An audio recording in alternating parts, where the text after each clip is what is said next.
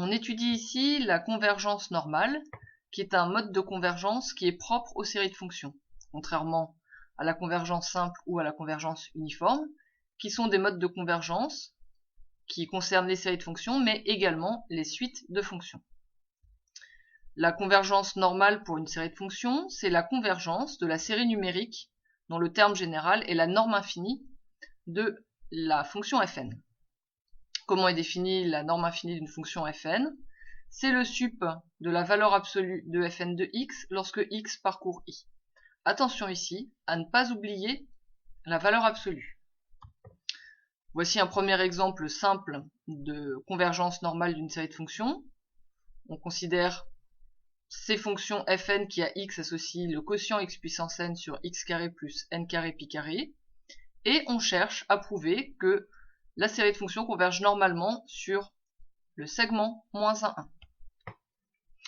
On doit donc s'intéresser à la norme infinie de fn sur moins 1, 1, donc au sup des valeurs absolues de fn de x, et par conséquent, on cherche à majorer ces valeurs absolues de fn de x lorsque x est dans moins 1, 1.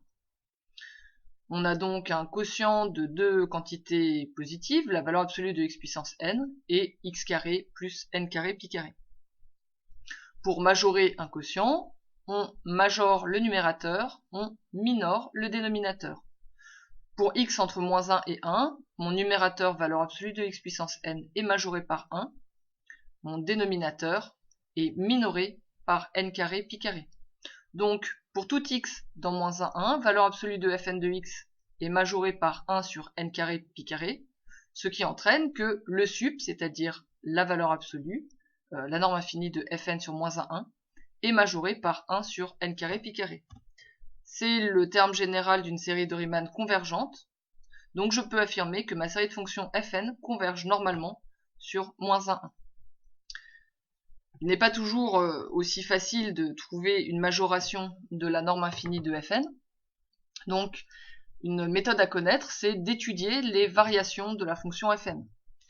Chacun sait étudier les variations d'une fonction par dérivation, c'est ce que l'on fait ici dans cet exemple, où les fonctions fn sont les fonctions définies sur le semi-ouvert 0, 1, par ax, on associe x puissance n ln carré de x.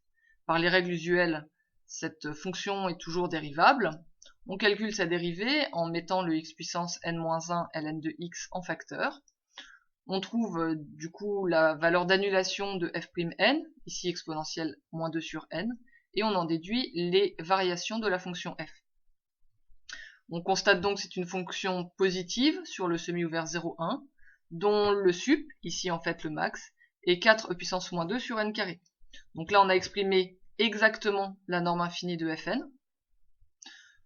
C'est le terme général d'une série de Riemann convergente, donc on peut de nouveau conclure qu'il y a convergence normale sur le semi-ouvert 0, 1. À quoi sert la convergence normale? Eh bien ça sert essentiellement à prouver qu'il y a convergence uniforme, puisqu'on a le théorème, si la série converge normalement sur i, alors elle converge aussi uniformément sur i.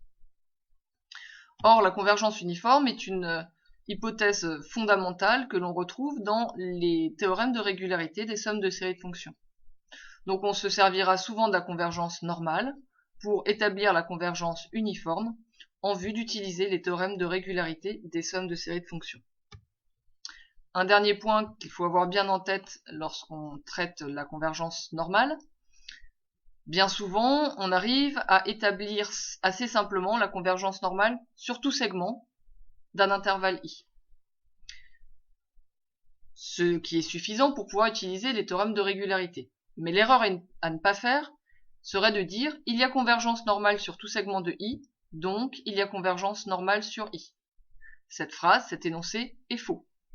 De la même façon, l'énoncé il y a convergence uniforme sur tout segment de i, donc il y a convergence uniforme sur i, est un énoncé faux. Pour s'en convaincre, voici un exemple tiré d'un sujet d'écrit du concours CCP. On y considérait les fonctions un définies sur R par ax, on associe 2x sur x carré plus n carré pi carré. Et l'énoncé demandait s'il y avait convergence normale sur tout segment et s'il y avait convergence normale sur R. Regardons ce qui se passe sur le segment AB de R. en introduisant le maximum de valeur absolue de A et valeur absolue de B. Donc on retrouve la fonction de tout à l'heure. La majoration ici de cette quantité en valeur absolue va nous faire majorer le numérateur et minorer le dénominateur.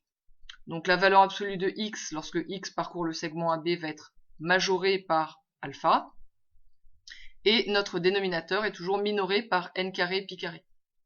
Donc notre norme infinie sur le segment AB est majorée par 2 alpha sur n carré pi carré. C'est le terme général de nouveau d'une série de Riemann convergente qui nous permet d'affirmer qu'il y a convergence normale de la série de fonctions sur le segment AB. Pour autant, il n'y a pas convergence normale sur R, puisque le calcul de la norme infinie de UN sur R,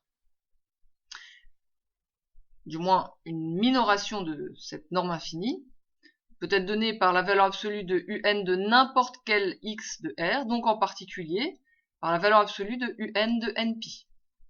Or, UN de NP, lorsqu'on le calcule, ça donne 2NP sur n carré pi carré plus n carré pi carré, donc ça donne 2 sur NP. Donc c'est encore minoré par 1 sur NP. De nouveau par le théorème de comparaison, cette fois en comparant à la série de Riemann divergente sigma d1 sur n, on en déduit que sigma d UN ne converge pas normalement sur R, puisque la série des normes infinies est divergente, puisqu'elle est minorée, son terme général est minoré par le terme général d'une série de Riemann divergente.